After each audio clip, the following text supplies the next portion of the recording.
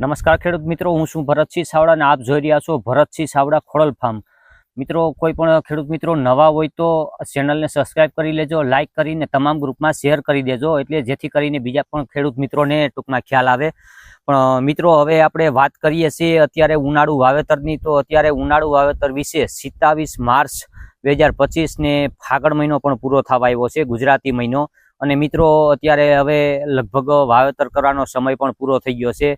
તો મિત્રો, હવે ખરેખર આ 2 મહિનાના ગાળાની અંદર કોઈ પણ આપણે પાક વાવ્યો હોય તો પાક ન તૈયાર થઈ શકે, અને આપણે પાછળથી વરસાદ નજીક આવી જતા પ્રી મોન્સૂન એક્ટિવિટી ચાલુ થઈ જતા આપણે ખરેખર પાક નિષ્ફળ જતો હોય છે અને ખેડૂતોને નુકસાની વેઠવાનો વારો આવતો હોય છે.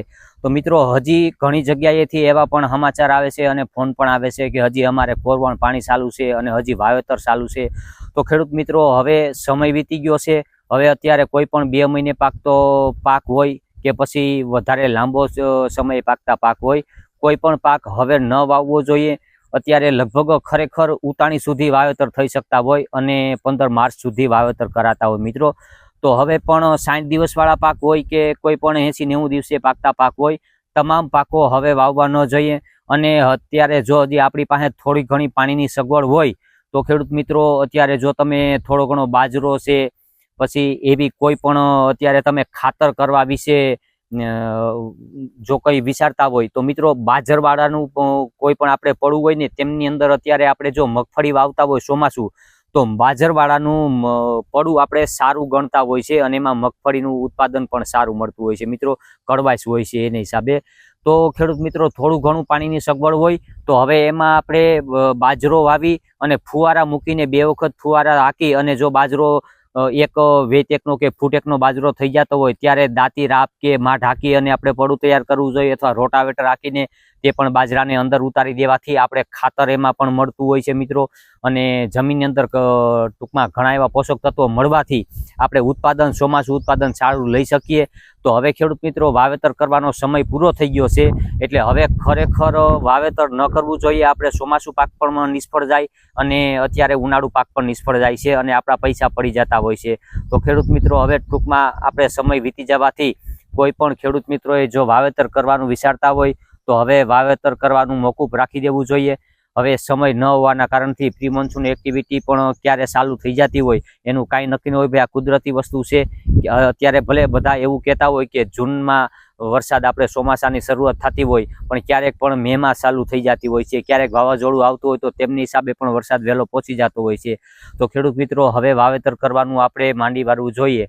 અને અત્યારે જો આપણે આ મગનું વાવેતર છે, બરાબર આપણે 15-17 દિવસના કે 20 દિવસ જેવો સમય થઈ ગયો છે, તો ખેડૂત મિત્રો, તેમાં શું માવજત કરવી, તલ અડદની અંદર પણ જે કંઈ માવજત કરવી હોય બરાબર, એમના વિશેની આપણે વાત કરીએ. તો અત્યારે જો વાતાવરણ બગડવાથી, થોડો ઘણો વાતાવરણની અંદર ભેજ આવવાથી થ્રિપ્સનો એટેક પણ દેખાતો હોય, અને અત્યારે થોડુંક શિયાળા જેવો અહેસાસ થાય છે સવારના, અને દિવસનો થોડોક તડકો છે બરાબર, તો ઠંડીનો અહેસાસ થતો હોય ત્યારે થ્રિપ્સનું પણ પ્રમાણ રહેતું હોય છે. તો તેમના વિશે આપણે કઈ દવાઓના પ્રયોગ કરી શકીએ ને તેમનો મિત્રો પણ વિડીયો આપણે આગળ મૂકી દીધો છે. અને અત્યારે હાલમાં પણ એક વરસાદની વાતાવરણ જેવું સર્જાઈ રહ્યું છે, અને એમના હિસાબે પણ થોડો ઘણો વાતાવરણમાં ભેજ હોવાથી પણ થોડી ઘણી અસર થતી હોય છે, સુકારો એવી કંઈ અમુક જટિલ પ્રશ્નો દેખાતા હોય મિત્રો. તો તેમનું વિશે પણ શું આપણે કાળજી લેવીને તેમનો પણ આપણે એક નેક્સ્ટ વિડીયો બનાવશું મિત્રો. અને અત્યારે હાલની પરિસ્થિતિમાં શું કાળજી રાખવી પડે એ આપણે આગળના વિડીયોમાં પણ માહિતી આપી દીધેલી છે. અને અત્યારે આપણે જો કોઈ પેસ્ટિસાઇડ અને ઓર્ગોનિક દવાઓ છાંટવી પડે તો મિત્રો છાંટી શકાય છે, અને પિયત ક્યારે આપવું ને તેમના પણ આપણે માહિતી આપી દીધેલી છે મિત્રો. અને અત્યારે હાલમાં જે આપણે મગ ઉભા છે તે મગની અંદર આપણે એક ઓર્ગોનિક પ્રયોગ બનાવ્યો છે મિત્રો. લીમડો, પછી આકડો છે, અયણી છે, એવો 5 પણી અર્ક બનાવ્યો છે, અને એમાં એકાદી ફિનાલની ગોળી નાખેલી છે. એટલે એનાથી પણ આપણે સુગંધ આવવાથી પણ થ્રિપ્સ અને પોપટી જો એમાં ન બેસે અને 5-10 દિવસ એમને આપણો મોલ રહી જાય તો વાતાવરણ ચેન્જ થવાથી પણ થ્રિપ્સ એટેકનું પ્રમાણ પણ ઘટી જતું હોય છે. તો એમનાથી પણ મિત્રો ફાયદો થાય છે. અને ગૌમૂત્ર સાઇસ ને બધું આપણે ભેગું ઉમેરી શકાય છે. અને 1 લીટર પંપ 15 લીટર વાળો પંપ હોય ને તેમાં પણ આપણે 250 ગ્રામ પ્રમાણે દવાનું પ્રમાણ રાખી અને પણ છાંટી શકાય છે મિત્રો.